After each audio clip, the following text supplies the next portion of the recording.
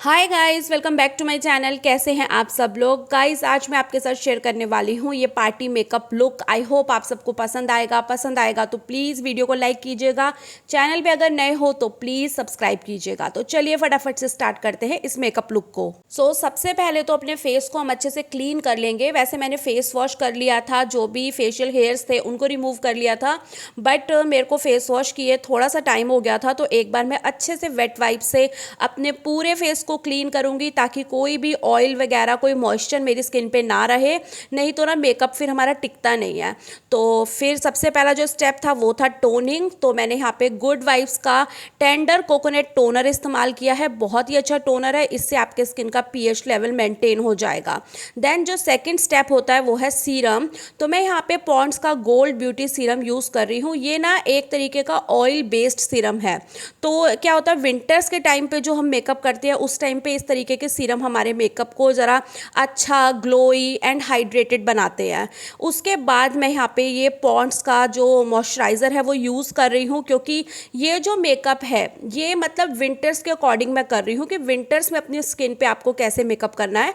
अपनी स्किन को मॉइस्चराइज करना है आपको बहुत अच्छी तरीके से। बिल्कुल भी स्किन ड्राई नहीं होनी चाहिए, नहीं तो मेकअप आपका 100% ख़राब हो जाएगा। तो मैंने अपनी स्किन को मॉइस्चराइज कर लिया था, स्किन प्रेप हो गई थी। तो अब बारी आती है प्राइमर की।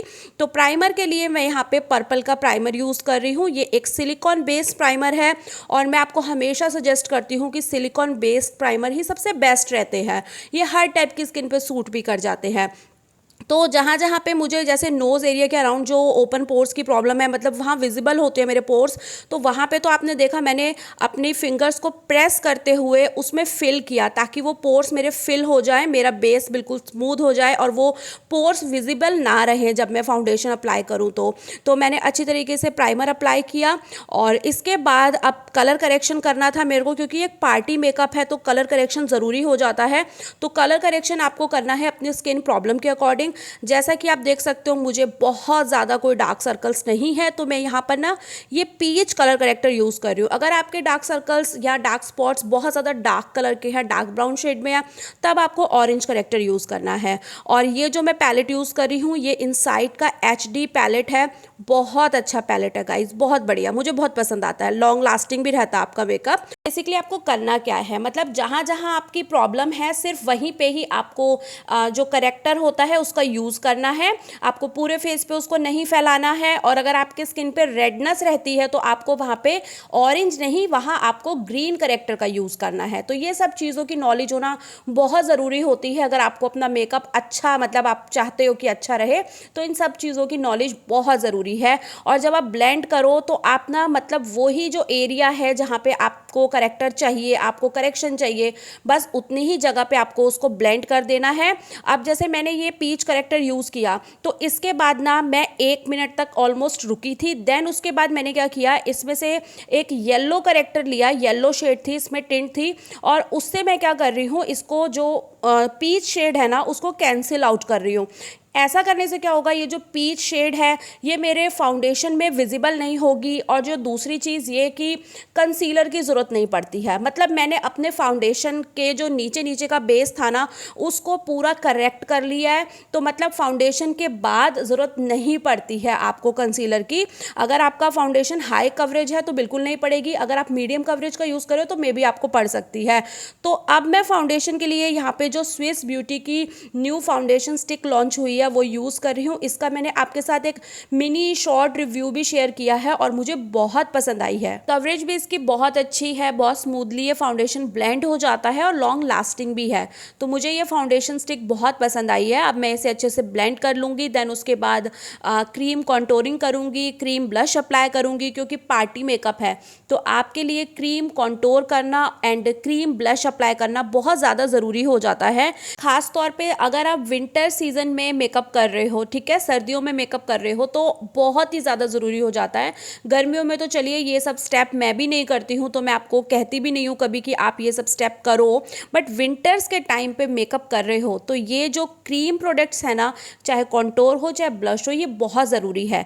क्योंकि जब आप इनको अप्लाई कर लेते हो तो बेसिकली होता क्या है, आपका जो फेस है ना उस पर ये जो कलर्स हैं, जैसे कॉन्टोर किया तो आपके फेस पे एक अच्छी सी शेप आ गई, तो वो एज इट इज़ दिखती है। आप ब्लश अप्लाई करते हो तो आपका जो इनर ब्लश है वो दिखता है। कि अगर आप पार्टी मेकअप कर रहे हो और आपने पाउडर ब्लश और पाउडर कॉन्टोरिंग करी तो होता क्या है, थोड़ी देर बाद ना वो दिखते ही नहीं है, गायब ही हो जाते हैं, स्किन पे ब्लश नज़र ही नहीं आता है।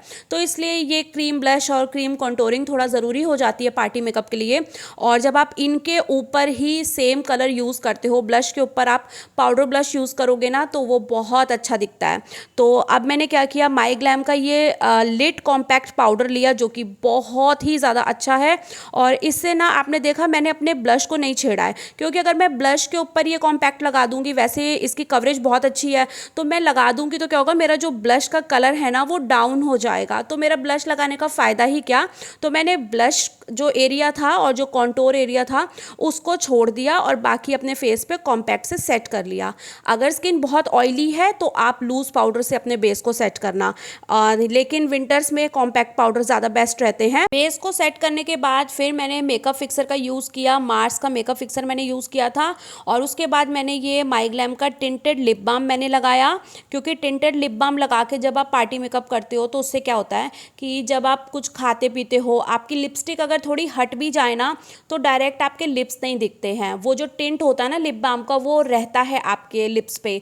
तो इसलिए पार्टी मेकअप कर रहे हो तो टिंटेड लिप बाम ज़रूर लगाओ, इससे बहुत फ़ायदा रहता है। और अब मैं अपनी आईब्रोज़ को फिल कर रही हूँ, जिसके लिए मैं अपना मोस्ट फेवरेट पैलेट, जिसे मैं बहुत ज़्यादा यूज़ करती हूँ अपनी वीडियोज़ में, ये है वेट एंड वाइल्ड का आईब्रो पैलेट।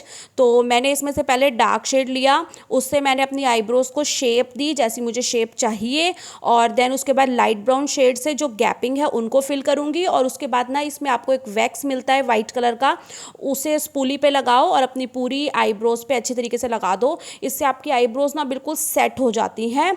और इसके बाद ना मैं अपनी आईब्रोज़ को क्लीन करूँगी। क्लीन करने से क्या होता है, आईब्रो थोड़ी शार्प दिखती है। कि अगर थोड़ा बहुत अभी आपका आईब्रो का प्रोडक्ट मतलब थोड़ा फैल गया है, थोड़ा क्लीन नहीं दिख रहा, तो आप कंसीलर की हेल्प से उसे क्लीन कर सकते हो। देखिए ये स्टेप आप तभी करना जब आपको बहुत अच्छे से करना आता है, इसकी प्रैक्टिस बहुत ज़रूरी है, क्योंकि समटाइम्स अगर आपको प्रैक्टिस नहीं है तो आप अपनी बनी बनाए आईब्रो भी ख़राब कर सकते हो। तो इसकी प्रैक्टिस करनी बहुत ज़रूरी है।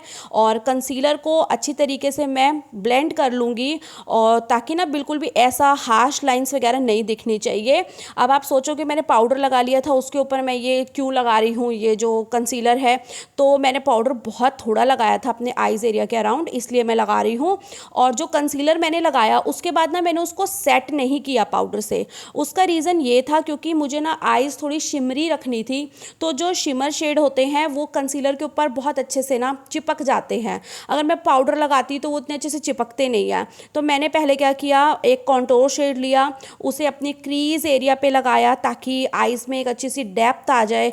देन उसके बाद मैंने ये इनसाइड का पैलेट लिया, उसमें से आपने देखा मैंने ये शिमरी पिंक कलर लिया, उसे अपनी लिड पे अच्छे से लगा लिया।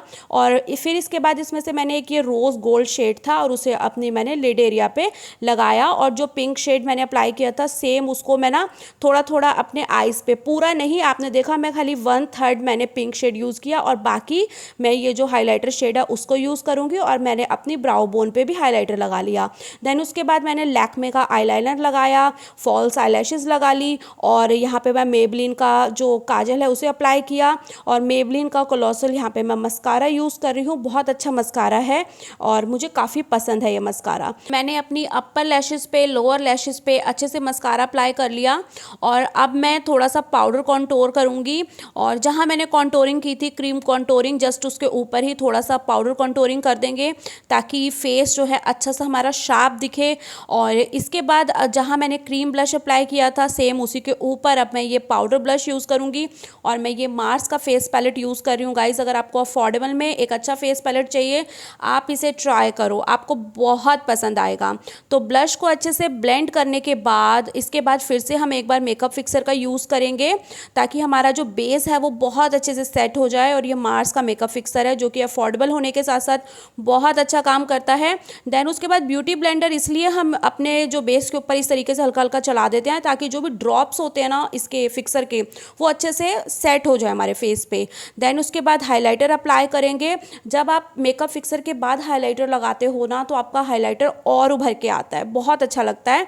तो यहाँ पर मैं एक छोटा सा फ्लफ़ी ब्रश ले रही हूँ, उसकी हेल्प से इसलिए लगा रही हूँ ताकि जो मेरा ब्लश के साथ ही मर्ज कर जाए वो हाइलाइटर, मतलब ऐसा ना लगे कि मतलब एक एरिया ना दिखे कि बस यहीं पे लगाया है। तो मैं अच्छी तरीके से पूरे फेस पे, आप देखो किस तरीके से अच्छे से ब्लेंड करते हुए लगा रही हूँ ताकि पूरा फेस अच्छे से ग्लो करे। और अब मैं यहाँ पे मार्स का ये लिप लाइनर यूज़ कर रही हूँ और अपनी लिप्स की आउटलाइनिंग कर रही हूँ। देन उसके बाद इसमें मैं मार्स की ही लिपस्टिक को फिल कर दूंगी। देन उसके बाद थोड़ा सा इसको ग्लॉसी बनाने के लिए मैं ये ब्लू हेवन का जो ये लिप ग्लॉस है इसको यूज़ करूँगी और हमारा मेकअप हो जाएगा डन गाइस। वैसे तो ये एक शॉर्ट वीडियो था गाइस, बट क्योंकि मेरी एक दो खास सब्सक्राइबर्स की रिक्वेस्ट थी कि उनको ये फुल ट्यूटोरियल देखना है, तो इसलिए मैंने ये फुल ट्यूटोरियल भी शेयर किया है। इसका शॉर्ट वीडियो भी आएगा मेरे चैनल पे। तो मेकअप लुक अगर पसंद आया है तो प्लीज़ लाइक कीजिएगा, चैनल पे नए हैं तो प्लीज़ सब्सक्राइब कीजिएगा। और अगर आपको और अच्छे अच्छे मेकअप ट्यूटोरियल्स देखने हैं तो आप मुझे कमेंट करके बता सकते हैं। Thank you, thanks for watching.